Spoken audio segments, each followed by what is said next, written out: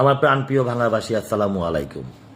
আমি শুনতে পেলাম এবং আমার নেতাকর্মী এবং পত্রিকাও দেখলাম যে ভাঙার জনগণ তাদের দাবি আদায়ের জন্য যে আন্দোলনে নেমেছেন সেই আন্দোলনের কারণে এই অবৈধ সরকার, অবৈধ পুলিশ প্রশাসন আমাকে এক নম্বর আসামি করে ভাঙ্গার নিরীহ মানুষকে সহ একদম খেটে খাওয়া মানুষের নামে মামলা করেছে।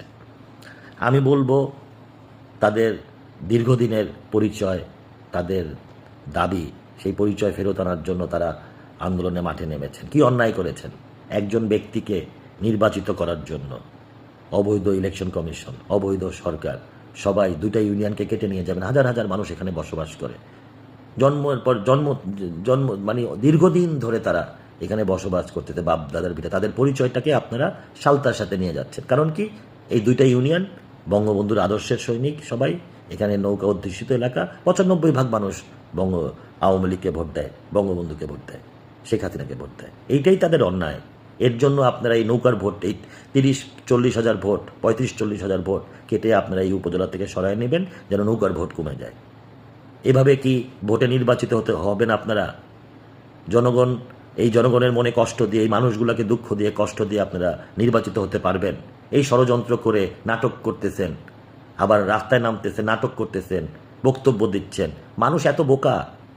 ভাঙ্গার জনগণ, বাংলাদেশের মানুষ, খেটে খাওয়া মানুষকে যদি বোকা ভাবেন তাহলে আপনারাই বোকা। এই অন্যায় অত্যাচারটা করেন না। আমি একটা বিবৃতি দিয়েছি। কি দিয়েছে? আমি 11 বছর এই এলাকা নির্বাচিত সংসদ সদস্য। আমাকে এই 3 থানার মানুষ বারবার ভোট দিছে, আমাকে ভালোবেসে, আমার উপর বিশ্বাস রেখে। আমি তাদের আন্দোলনের সাথে একত্রতা ঘোষণা করছি। এই আমার অন্যায়, আমি 1 নম্বর আসামি। আমি বিদেশে আছি, দেশের বাইরে আছি এই অবৈধ সরকারের কারণে। তারপরও আমাকে 1 নম্বর আসামি করা হয়েছে। ঠিক আছে, আমাকে 1 নম্বর আসামি করতে এতে আমি মোটেও বিচলিত না, ভয়ও পাই নাই। একটা না, ভাঙার জনগণের জন্য, ভাঙার মাটির জন্য, ভাঙার মানুষের পরিচয়ের জন্য 100টা মামলা খেলেও আমি ভয় পাবো না, বিচলিত হব না। কিন্তু নিরীহ মানুষগুলোকে অত্যাচার করেন না। তাদের একটা সামান্য দাবি, তাদের 2টা ইউনিয়ন তাদের ফেরত দেন। কোনো কারণ নাই তো এই 2টা ইউনিয়ন নিয়ে যাওয়ার।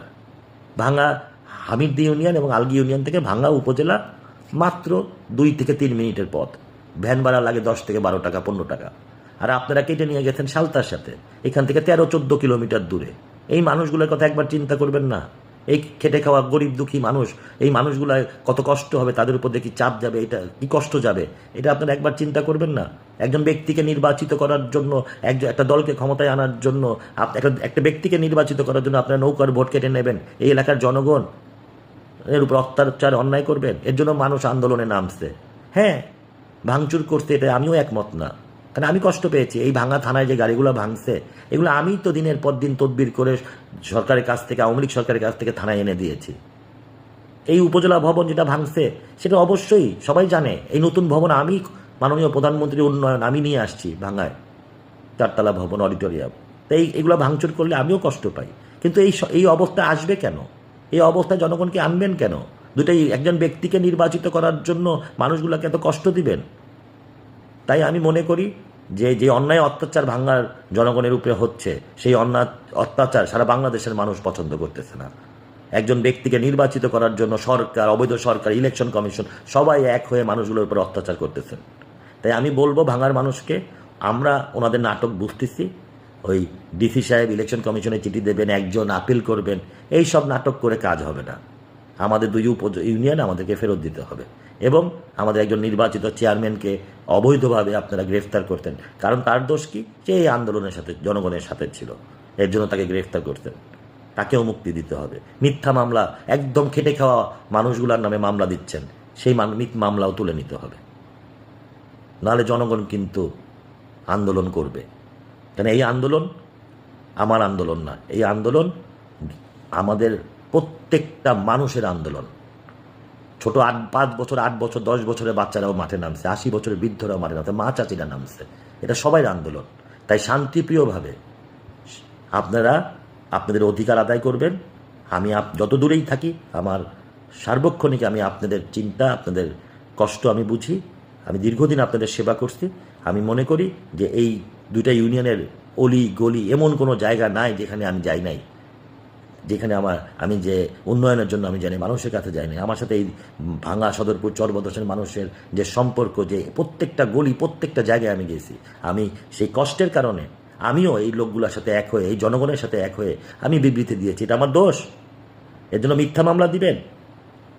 অবৈধ সরকারের নির্দেশে পুলিশ ভাইরা আপনারা যে অন্যায় করতেছেন, আপনাদের দিয়ে যে অন্যায় করাচ্ছে, একবার ভেবে দেখছেন যে 2024 সালে কিভাবে জঙ্গিরা আপনাদের পোড়ায় মারছে, পিটায় মারছে?